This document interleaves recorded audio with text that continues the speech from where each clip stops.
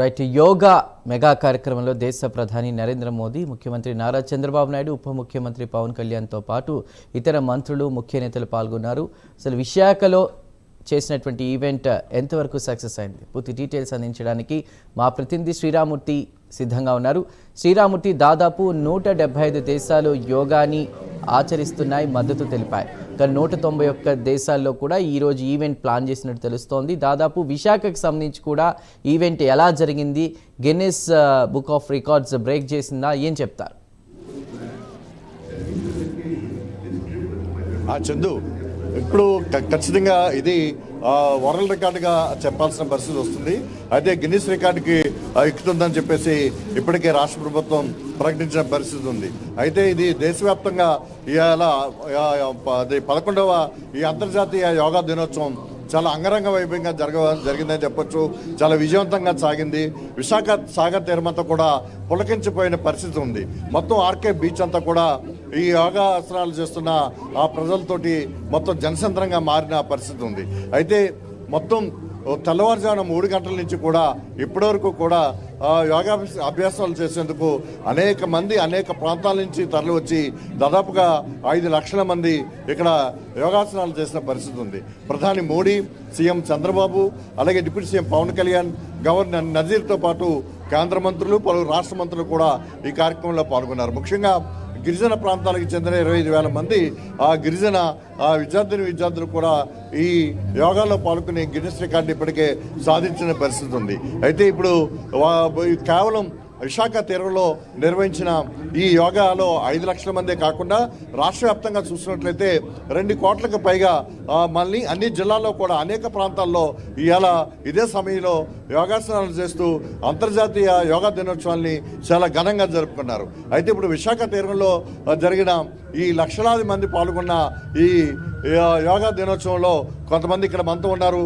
కొంతమంది బాలికలు ఉన్నారు, మహిళలు ఉన్నారు. అలాగే చెప్పండి, మీరు ఏ విధంగా జరిగిందని భావిస్తున్నారు? ఈ రోజున యోగా దినోత్సవం స్థాయి ఎట్లా జరిగిందండి? First of all, it was a beautiful experience and proud of being Indians who taken this event to the 178 countries worldwide, and it is going to be a health, and it's going to be a wealth, and it's going to be everything for us when world and we together follow and go for the peace of the world, and go for the yoga, and go for the yoga India, and go for the yoga Andhra. It's a beautiful event. We proud our Chandrababu Naidu garu, and we proud our Sri Modi garu for this organizing this event such a beautiful manner, and we wish whole world to be follow this event for year to year to year. Thank you. Modiji గారు ఇలాంటి ప్రోగ్రాన్ని చాలా గ్రాండ్గా success చేశారు. విశాఖపట్నంలో పెట్టినందుకు మాకు అందరికీ చాలా సంతోషంగా ఉంది. చాలామంది అంటే ఈ యోగా అనేది ఎవరికి తెలియకపోయినా ఒక్కలైనా ముందుగా వస్తారు అన్న ఉద్దేశంతో వరల్డ్ వైజ్ చాలా బాగా పెట్టారు. మోదీజీ గారికి, తర్వాత పవన్ కళ్యాణ్ గారికి, నారా చంద్రబాబు నాయుడు గారికి వెరీ వెరీ వెరీ థ్యాంక్స్ అండి. మేము కృతజ్ఞతలుగా ఉంటాము. ఈరోజు విశాఖపట్నంలో జరిగినటువంటి 11వ అంతర్జాతీయ యోగా దినోత్సవం గ్రాండ్ సక్సెస్ అయిందని చెప్పవచ్చు.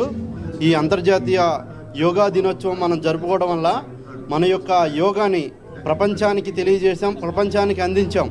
ఇదే విధంగా ఈరోజు 5 లక్షల మందితో విశాఖపట్నంలోని ఆర్కే బీచ్ రోడ్లో 22 కిలోమీటర్ల పొడవున 5 లక్షల మందితో యోగా విన్యాసాలు చేయించడం, ఇది ఒక గిన్నిస్ రికార్డు సృష్టించడం మనకందరికీ ఆనందదాయకం. ఈ యొక్క యోగా క్రతువు జరగడం వల్ల మనం మన రాబోయే తరాల వారికి ఈ యోగాని అందించిన వాళ్ళమవుతాము.